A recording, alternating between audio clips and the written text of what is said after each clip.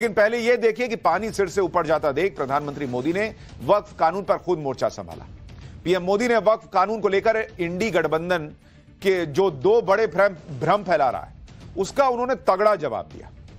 जैसे इंडी गठबंधन यह भ्रम फैला रहा है कि वक्फ कानून से मोदी मुसलमानों की जमीन छीन लेंगे, लेकिन पीएम मोदी ने बताया कि कैसे यूपीए सरकार के दौरान वक्फ कानून में जो संशोधन किया गया था वो वक्फ की जमीन पर कब्जे का खुला लाइसेंस था। और अभी हम इस पर आपको एक्सक्लूसिव रिपोर्ट भी आगे दिखाएंगे। इंडी गठबंधन यह भ्रम फैला रहा है कि अभी टारगेट पर मुसलमानों की जमीन है, अगला नंबर सिख, ईसाई और हिंदुओं का है। लेकिन पीएम मोदी ने इस भ्रम का भी जवाब देते हुए कहा कि पुराने वक्फ बिल के जरिए मंदिर और गुरुद्वारों की जमीन पर भी कब्जा किया गया था।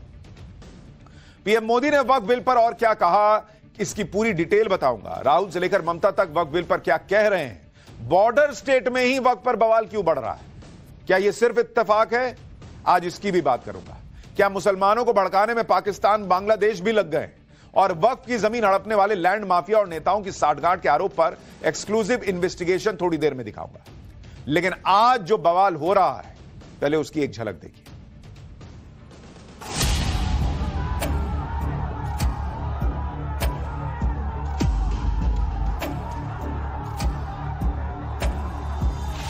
और तुम गोली मार के मार भी दो तो हमको यूनिटी से तुम निकालने नहीं सकते हो। सरकार उस बिल को वापस लो।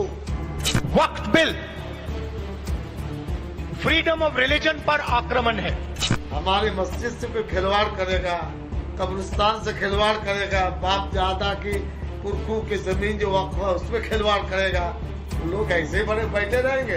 वक्फ कानून जो वक्फ की संपत्तियों को कब्जा करने के लिए कानून बनाई है मोदी सरकार, उसके खिलाफ पूरे देश में हम लोग आंदोलन कर रहे हैं।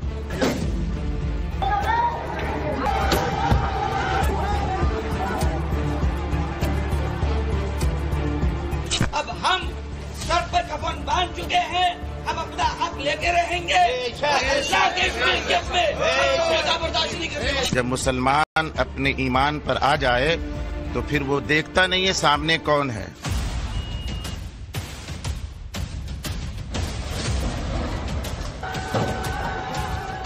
हम लोग सरकार बनाएंगे और सरकार बना के इसको लागू नहीं होने दिया। तो मुसलमान वो कौम नहीं है जो आपकी धमकियों से डर जाए। आपकी गोलियां कम पड़ेंगी, हमारे सीने कम नहीं पड़ेंगे।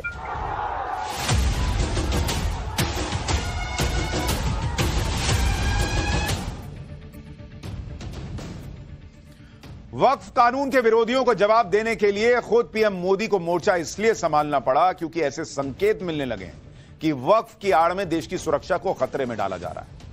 उन राज्यों में वक्फ के खिलाफ भड़काऊ बयानबाजी और विरोध प्रदर्शन हो रहे हैं जो राज्य बॉर्डर से सटे हुए हैं और जहां मुस्लिम आबादी ज्यादा है। मैं आपको 3 तस्वीरें दिखा रहा हूं। इस वक्त देश में वक्फ कानून के विरोध में 3 राज्यों की सबसे ज्यादा चर्चा हो रही है। पहला बॉर्डर स्टेट है जम्मू कश्मीर, जहां विधानसभा में वक्फ कानून के विरोध में आज तीसरे दिन हंगामा हुआ और नेताओं के बीच मारपीट की नौबत आ गई भाई।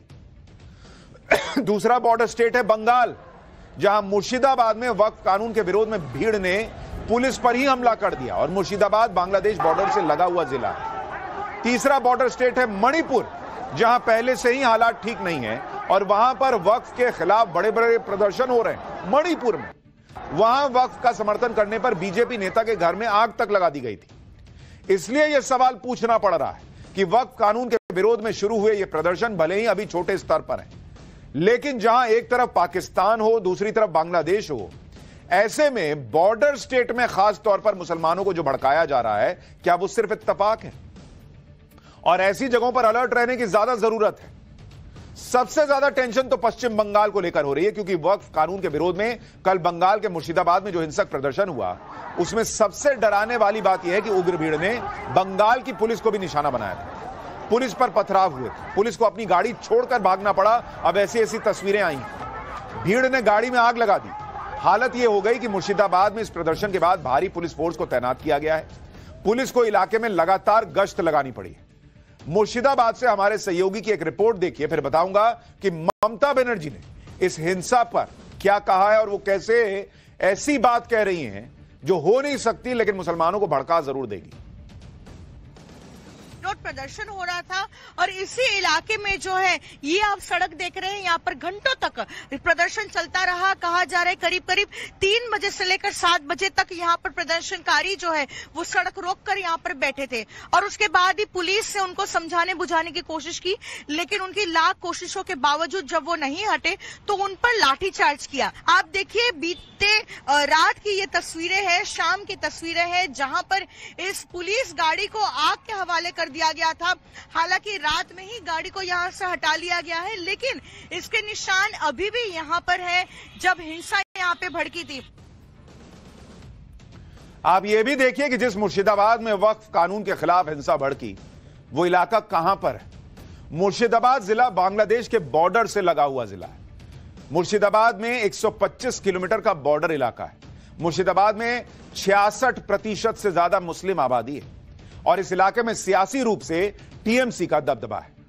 मुर्शिदाबाद हिंसा को लेकर बीजेपी आरोप लगा रही कि कल जिस भीड़ ने हिंसा की थी वो रोहिंग्या और बांग्लादेशी थे। बीजेपी नेता दिलीप घोष का दावा है कि पहले भी सीए एनआरसी कानून के खिलाफ इसी जिले में हिंसा भड़की थी। सुनिए एक बार दिलीप घोष को। बल्कि इनकी इतनी हिम्मत हो गई, पुलिस की गाड़ी जला देते हैं, पुलिस की थाना जला देते हैं, फिर भी चलता रहता है। ये कौन लोग कर रहे हैं? ये सब रोहिंग्या है, घुसपैठिया है और इनको पनाह देकर रखा गया है। इसलिए 450 किलोमीटर का बेड़ा लगाने नहीं दिया जाता बारबेडा है कि आएंगे, उत्पात करेंगे, जाएंगे, हमको चुनाव में जिताएंगे। ममता बनर्जी का प्रोत्साहन से, इस उनका देखरेख से सब कुछ हो रहा है। जब सरकार ममता दीदी तुष्टीकरण की सीमा पार कर जाती है, रक्षक ही भक्षक बन जाए। आज ममता दीदी ही भक्षक बन गई हैं, इसीलिए खुली छूट दे रखा है। शासन का काम है कंट्रोल करना। मुर्शिदाबाद हिंसा को लेकर बीजेपी यही आरोप लगा रही है कि यह सब ममता सरकार के इशारे पर हुआ है। अब इस आरोप में कितनी सच्चाई है यह तो नहीं पता, लेकिन हिंसा पर ममता बनर्जी का जो बयान है वो आया है वो हैरान करने वाला है। हिंसा को लेकर ममता बनर्जी ये सही से, हालांकि कई लोगों को यही उम्मीद थी कि वो हिंसा करने वालों को सख्त चेतावनी तो कम से कम देंगी, उन पर कड़े एक्शन का भरोसा देंगी, लेकिन यहां तो ममता बनर्जी नरमी बरतती दिख रही जैसे हिंसा करने वाले ही पीड़ित हो। ममता बनर्जी कह रही है कि वक्फ कानून से अल्पसंख्यक दर्द में है, उनका दिल दुखा है। इतना ही नहीं, ममता बनर्जी उन्हें भरोसा दे रही हैं कि वो अल्पसंख्यकों और उनकी प्रॉपर्टी की रक्षा करेंगी, बंगाल में ऐसा कुछ होने नहीं देंगी। सुनिए जरा ममता बनर्जी को। और माइनॉरिटी लोगों को हम एक बात कहते हैं,